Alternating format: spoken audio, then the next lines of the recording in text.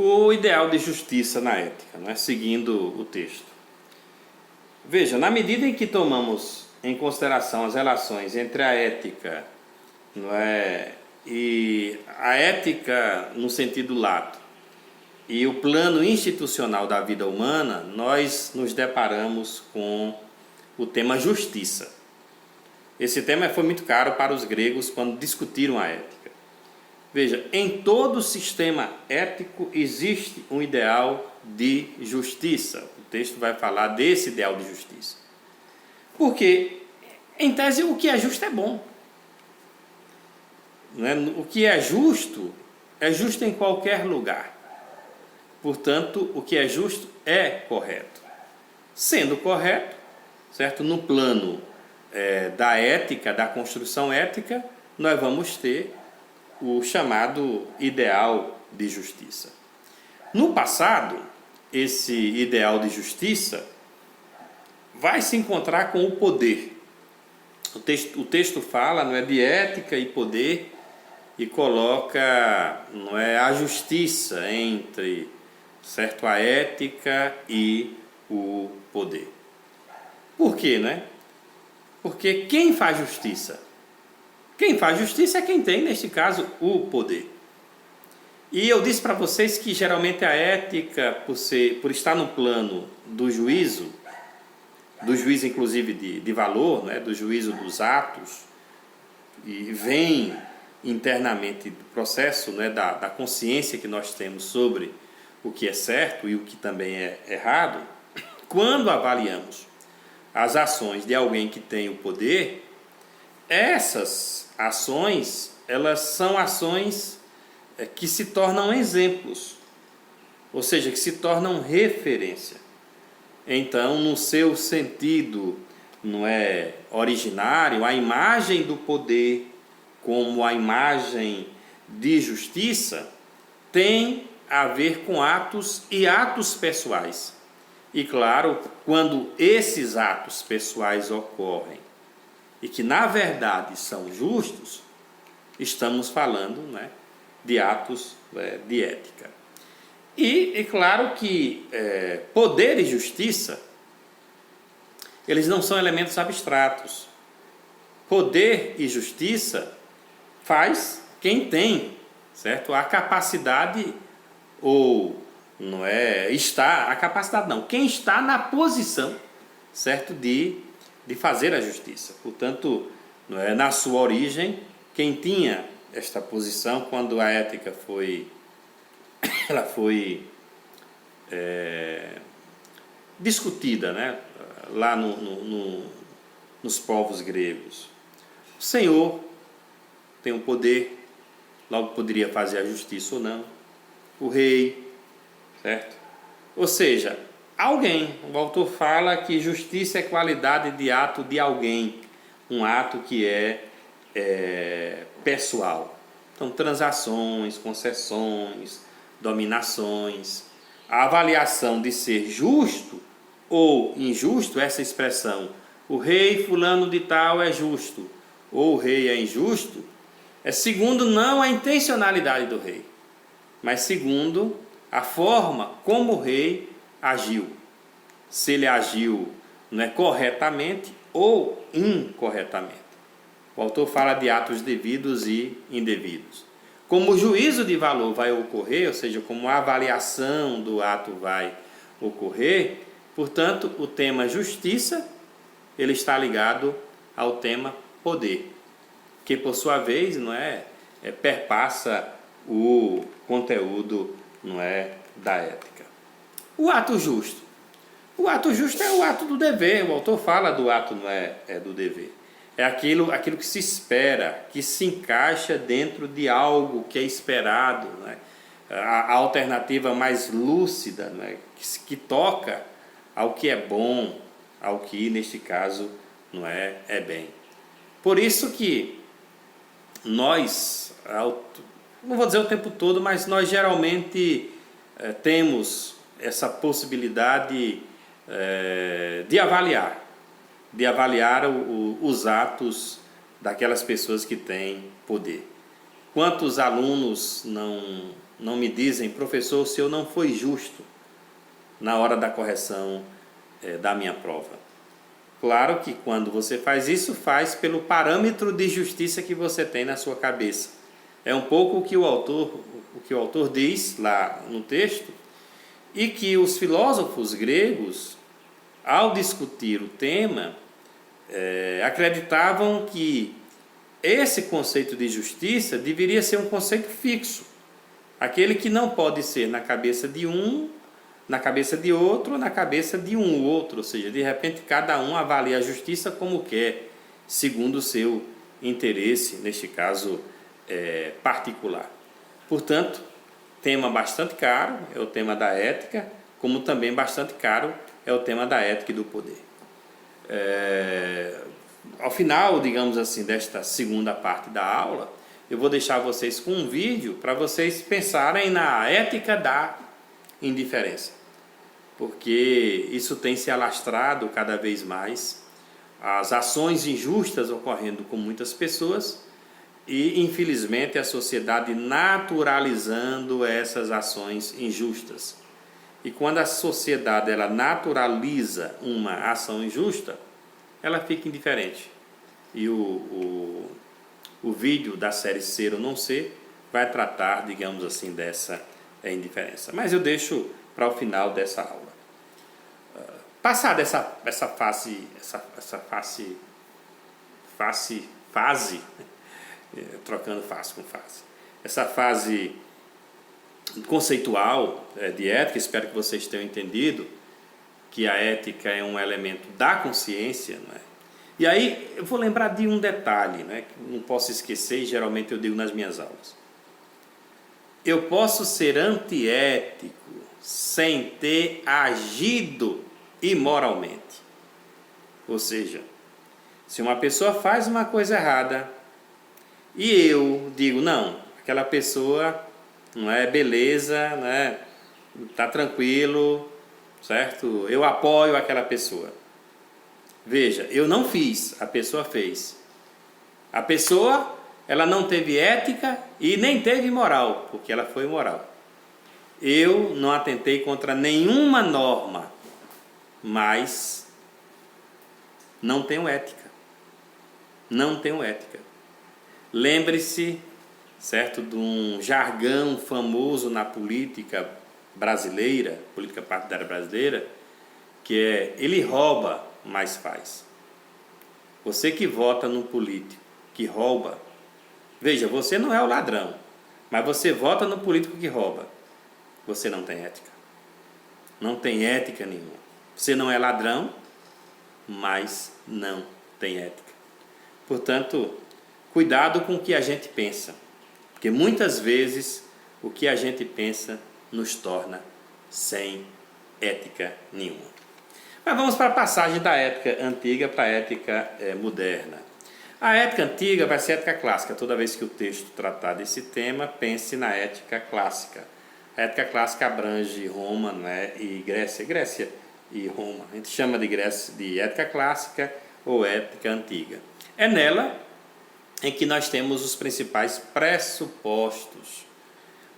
O lastro, o alicerce da discussão sobre ética está lá, como também algumas medidas éticas que foram, neste caso, tomadas e que estão lá, como elementos o autor chama de modelaridade, ou seja, de exemplo. Primeiro elemento da ética antiga. Escrevam se vocês estão aí anotando alguma coisa nesta videoaula. Primado do todo sobre as partes. Então você tem toda a sociedade. Toda a sociedade. Claro que quando a gente pensa numa sociedade, você pensa numa sociedade que tem partes. A nossa, por exemplo, as partes têm direitos. Isso foi conquistado na Idade Moderna. Na segunda parte do texto eu vou falar da ética moderna. No tempo antigo, mesmo existindo essas partes, é uma lei só. É a lei geral. Ninguém escapa à lei. Ninguém escapa à lei. A lei é para o todo. Você tem aqui as partes, mas a lei ela é do todo. Por isso eu deixei grifado no slide, não é, o primado do todo sobre as partes. E a sociedade, não é, ela é rígida. Rígida significa dizer o seguinte: errou, pagou. Errou, pagou. Não tem essa conversinha de procurar, não é, alguém para poder lhe safar do erro. Errou, pagou. Não tem, como vai dizer aqui o texto, o autor do texto, não tem margem para variáveis pessoais. O autor fala que o Ocidente valoriza muito, especialmente o Ocidente, a partir da modernidade. Portanto, lei geral, todos pagam. Quando vocês lerem o livro de Foucault, na segunda conferência, na história de Édipo, vocês vão perceber que Édipo pagou. E ele era o soberano. E pagou por quê? Porque a sociedade, ela não é rígida. Tem uns elementos aí do texto que são importantes para a gente entender a estrutura dessa sociedade. É uma sociedade rígida, hierárquica, não é, ritualística e uma sociedade realística. Então, 4 elementos importantes: rigidez, hierarquismo, ritualismo e realismo. Primeiro elemento, eu já falei que é a rigidez. Errou, pagou. Segundo elemento, hierarquismo. A sociedade grega é uma sociedade hierárquica. Ela se vincula desde a ordem cósmicas, a imagens teológicas, até certo, o poder menor instituído na sociedade. E claro, a sociedade hierárquica, ela imprime um valor que torna-se um princípio da sociedade antiga. Que valor é esse? Respeito. Então se respeita as autoridades, coisa que falta muito, né, na nossa sociedade, a falta do respeito, porque nós fomos aos poucos cancelando as hierarquias, e isso, claro, né, foi fazendo com que um valor ele fosse sendo diminuído aos poucos, que é o valor respeito. Então, na sociedade antiga, hierarquismo igual a respeito. Ritualismo é uma sociedade muito ritualística. E os ritos valem muito. Por que é que os ritos valem na sociedade antiga e para que os ritos valem? Especialmente para quê? Porque as leis não ficam velhas. As leis não ficam velhas. Portanto, de vez em quando na sociedade existem rituais para renovar o passado. O passado que se renova no presente. Portanto, sociedade ritualística, a sociedade antiga, faz com que a lei ela seja sempre lembrada e sempre seja vivenciada como nova e nunca como velha. E outro elemento aqui é a sociedade realista. Ela não discute, por exemplo, não é a questão do aborto, a pena de morte, certa a eliminação de filhos mal nascidos, com malformações, no caso da sociedade platônica. Não concordo com isso não, né? Essas coisas que eu falei não concordo não, mas quero dizer para vocês que a sociedade, por ser realista, o maior interesse não é o interesse de uma família ou o interesse individual. O maior interesse é o da cidade, ou seja, é o da sociedade. Se precisa praticar o aborto em função da sociedade, se pratica sem maiores questionamentos. Isso não é por ser uma sociedade não é ritualística. Então, rigidez, hierarquismo, realismo e ritualismo formam um ethos da sociedade clássica. Ou, como eu disse para vocês, monta a estrutura daquela sociedade. O que vale naquela sociedade, eu deixei grifado no slide, a moral da polis. É a moral da sociedade ou da cidade que define o que é certo e o que é errado. E o indivíduo se encaixa dentro desta moral. Ele não cria uma moral para ele, nem tampouco está ligado a uma moral de grupos. Uma outra coisa que é muito importante na sociedade antiga é que eles valorizam a unidade, certo? Eles, aliás, supervalorizam a unidade. E claro, né, o contrário de unidade é pluralidade. A pluralidade vai ser um mal, certo? Vai ser uma coisa ruim, pode trazer relatividade, portanto, né, o sentido da unidade nessa sociedade é muito importante. Eu chamei de valores internos ou de princípios internos que são importantes para a estrutura daquela sociedade. Também são 4. Prudência, anote aí, concórdia, pietas e fortuna. Vou apresentá-los, né? Eu vou explicar cada um deles. Prudência. Prudência significa sabedoria. De que sabedoria? Sabedoria para disciplinar o comportamento, porque o comportamento deve ser disciplinado de forma racional. De forma racional. Portanto, o comportamento, não é? Ele vai ser disciplinado, não é? Dentro disso que a gente está chamando de prudência. E é preciso ter, neste caso, não é, sabedoria. O segundo elemento é a concórdia. O autor fala até um termo grego, homonoia, no sentido de harmonia, no pensar e no sentir. O que eu digo para os meus alunos, não pirar o cabeção. A ética é o lugar do conflito, mas você não pode pirar a cabeça, ou seja, não pode ficar doidão, né, no sentido de que não sabe o que fazer agora, porque fica entre o certo e o errado. Não, tem que ter concórdia, tem que ter harmonia, num sentido, não é, reto, harmonioso de pensar. Tem também a pietas. A pietas significa que aquela sociedade, por ser uma sociedade, não é, que representa o todo, ela tem uma ligação muito forte, uma ligação inclusive genealógica, uma ligação de parentesco. Portanto, todo mundo é de todo mundo cuida de todo mundo tem pietas, todo mundo é responsável pela sua cidade. Daí o grande exemplo de Sócrates, né, que morreu pela sua cidade, foi julgado pela sua cidade. Portanto, ele tem pietas. E o último é a fortuna. O que significa fortuna? Tem nada a ver com dinheiro.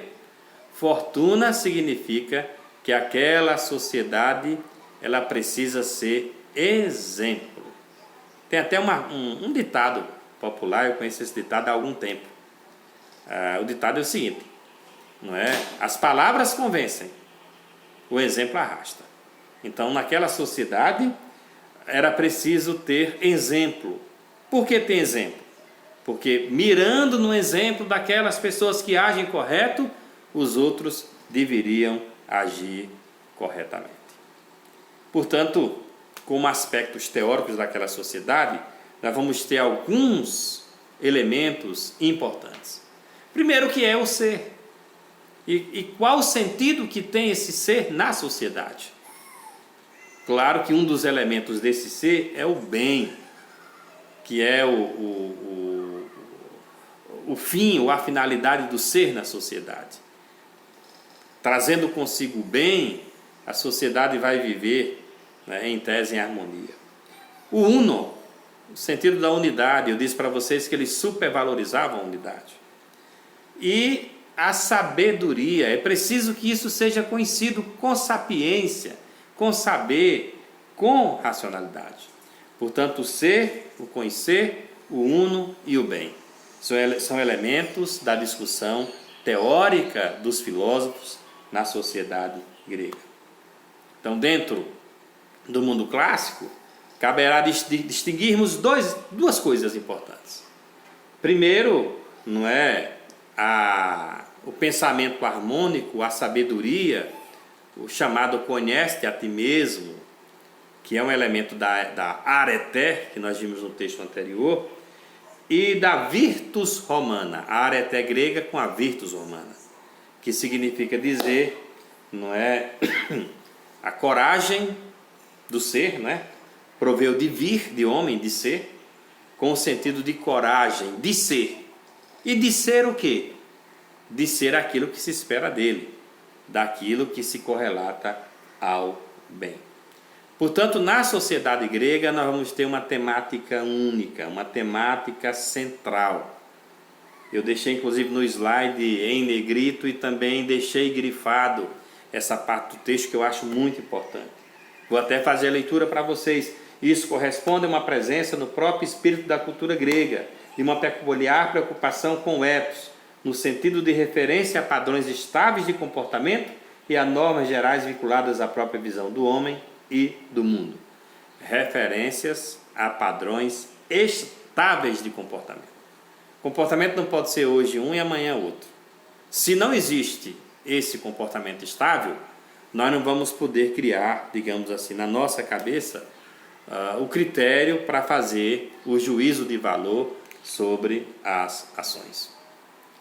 Um dos elementos que eu acho mais fantástico não é, na sociedade antiga, é que a sabedoria, ou o ideal de sábio, consagraria um princípio que deveria perseguir até hoje as nossas ações, ou seja, nos perseguir. Impossibilidade da felicidade sem honestidade. Já pensou se esse princípio fosse um princípio mor, que cada uma carregasse consigo? Felicidade igual a honestidade? Muita coisa mudaria na sociedade. Mas, infelizmente, em função de um sistema que foi corrompendo nossos princípios, nossos valores, que é o sistema do dinheiro, da ganância, do capital, do egoísmo, certo? Da individualidade, nós vamos ver na segunda parte do texto, né, que esse sentimento terrível, horrível, que o sistema da ganância traz para a gente, infelizmente, não é, acabou com esse princípio, que é o princípio da felicidade, não é, que só pode ter, não é, sem, aliás, a felicidade só pode ocorrer com a honestidade. Na próxima aula, na próxima videoaula, eu falo da transição da sociedade antiga para a sociedade moderna. Existem poucos slides sobre a ética na Idade Média, então não vamos falar muito da Idade Média, já vamos passar para a Idade Moderna. Até a próxima videoaula.